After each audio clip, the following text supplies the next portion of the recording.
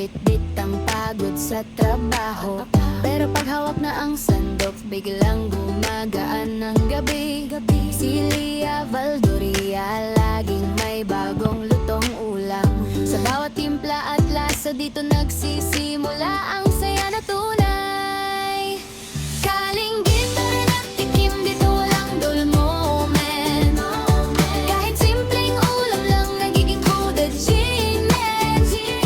Sa kusina may kwento, bawat halo may enjoyment.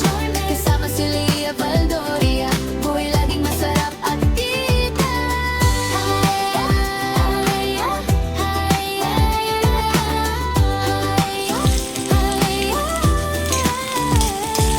Kulay, sabaw, pritong manok, lahat swak sa aming trip.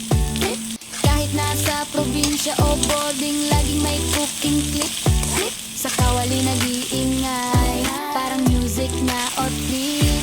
Foodlog na pambansang pampasaya ng mga kalinggit.